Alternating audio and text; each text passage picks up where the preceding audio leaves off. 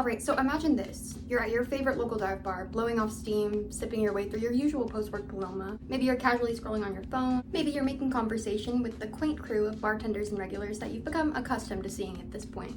Everything's peaceful until out of nowhere these drop-dead gorgeous girls make their way into the bar, your bar, as they giggle, dressed to the nines and unapologetically out of place amongst the blue-collar riffraff that frequents this establishment on a typical Tuesday evening. They enter the room with swagger and an undeniable gravitational pull. In fact, they immediately make friends with the grumpy old man behind the bar that took weeks to warm up to you. Mind you, the bar is pretty much empty, leaving basically every seat available, but instead they decide to leave only one chair in between you and them, when one of them turns to you with a friendly smile and asks, "Hi, what's your name?" Question, but your inner critic perks up like an old man that's just spotted a kid trying to retrieve their ball from your yard. I think that internal monologue that tends to scrutinize others for seemingly no reason is a commonality that a lot of us share. Alright, so I've decided to enlist some additional outside perspective on this multifaceted topic. Thank you so much to Jesse for joining me today on my channel. Do you want to start by just introducing yourself? Yes, my name's Jesse, Dan Kijabo on YouTube. Okay, just to kind of ease you into what I'm talking about today, what's your inner monologue like when you're out in public? Ooh, when I'm out in public, I don't know, I keep to myself a lot. I used to be an extrovert, but now because of my job, I stay at home pretty much all day. So when I am out in public, I'm always thinking about what am I going to do when I get home. No, I feel you. Okay, well, how about like in situations where maybe you feel a little bit insecure, like if you're intimidated by someone's like charisma or work ethic or whatever it is in a particular situation, and you feel the need to like quietly disparage them for no reason? I'd say I'm a lot more judgmental in private than I am in public. No, I get you. I'm like, let me rephrase this. We're like scrolling on YouTube and you see someone doing something very similar to you. Maybe it's a guy like with your similar style, something that reminds you of you, and you're just like, I don't know what it is about this guy, but I don't like him. And you have to kind of like swat that thought away and combat it. Like, why am I thinking like that? What, like subconsciously judge someone? Yes, exactly that. No. Oh yeah, all the time. Sometimes it annoys me because it's like, oh god, this is so bad. But then sometimes it's like, oh, they're really good, but if they just made a couple of small changes, they could be so great. But then it's like, is it really my place to try and contact them and be like, hey, I think you should do this and that? It's like, I don't know how they're gonna take that. You know, it's like, you should just keep to yourself. But commentary is a weird one because it's one of those ones where your channel does better if all the other commentary channels do better as well. So it benefits you to help the others out, like, as much as you can. But yeah, no, that's a whole nother beast in and of itself. Like, we all might have these little subconscious thoughts, but I think that is the end result of letting that negativity fester. Like, that's the final boss form of what happens if you don't combat that, like, inner hater, for lack of a better word. Like, have you seen Instagram comments lately? Like, on Reels? Oh, what? The really terrible ones? They're, like, horrendous. No, I know. It's like that one friend that always has something to complain about at a party. Oh, I can't speak. Maybe more alcohol will help me. Except this friend never gets invited anywhere because he lives in your head. Now let me clarify, your inner critic isn't exactly a part of yourself that we're proud of. These girls are nice, friendly, quite awfully pretty. Yet uninvited, that little voice in your head inexplicably protests their objective likability. As you finish your drink, you question why this subtle voice has a vendetta against these kind strangers. But when left unchallenged, these thoughts discreetly offer unprompted feedback that is capable of seeping unnecessary negativity into your brain.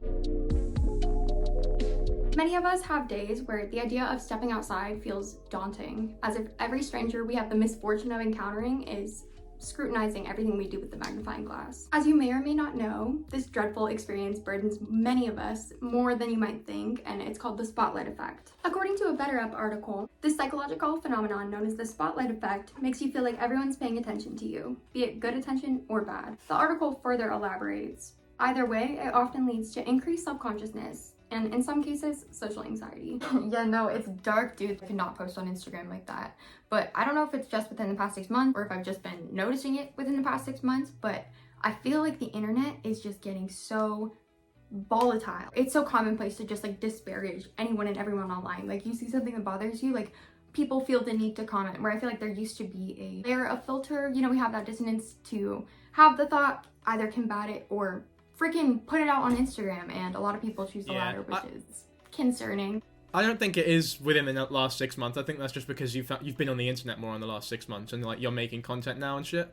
But it's like, it's the old fucking saying, it's not like the most profound thing ever, but when someone puts a mask on, you see their real face, because they can just act in whatever way they want without repercussions. You wouldn't call someone a cunt to their face. I shouldn't say cunt, sorry. We can cut that. Don't worry, I don't think Papa YouTube's like micromanaging my 1,000 subscriber channel. The reason you wouldn't insult someone to their face is because they could punch you, or they could kick you. They could try, like, I'm pretty strong, pretty tall. Or they could hurt you, you know? But Instagram comment is fine. You kind of get punched. Yeah, I guess I just struggle to understand, like, where is the disconnect? Like, more and more people just feel compelled to comment, where it's like, maybe you had those thoughts, like, in the back of your mind, but you can recognize, like, hey, that's like a mean girl thought, and like something that is so unnecessary, as people feel so compelled to disparage others. Yeah, that's very true.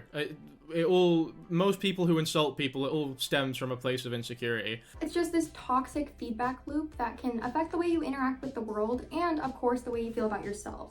To be defensive is to be combative, whether intentionally or subconsciously, to avoid criticism. Additionally, Psychology Today defines projection as the process of displacing one's feeling onto another. And the article continues, attributing one's own unacceptable urges onto another.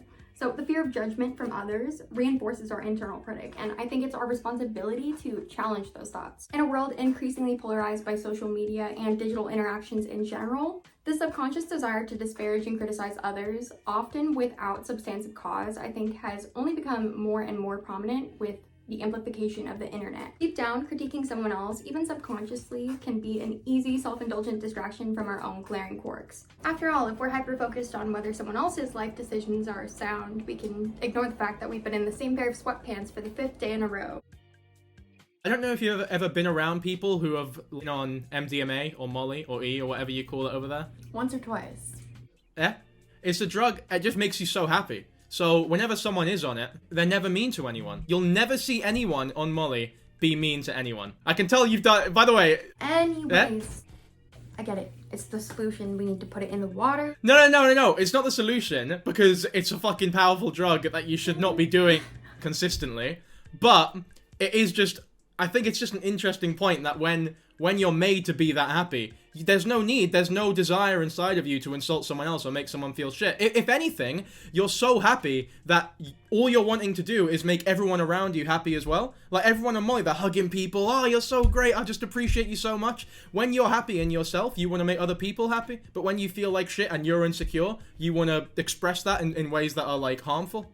Often our inner critic levies judgment that are little more than a distorted funhouse mirror. Life can feel so isolating without dismantling this mindset, and you're inadvertently alienating yourself and breeding so many insecurities that never had to exist in the first place. Suddenly, those girls from the dive bar's infectious enthusiasm isn't just mildly annoying, it's absolutely unbearable. If we can convince ourselves that their over-the-top positivity, fashion, whatever it might be is the problem, we don't have to deal with the reality that maybe we're the ones that need self-reflection. So in a twisted sort of way that I will say is a little awkward to confront, judging others becomes a covert way to avoid dealing with the mirror's gaze. It's a coping mechanism that's about as effective as waiting in the online queue for a Ticketmaster event, and about as subtle as, well, a building demolition. Do you think we subconsciously disparage others in public because we feel insecure, or do you think we feel insecure because we subconsciously disparage others in public?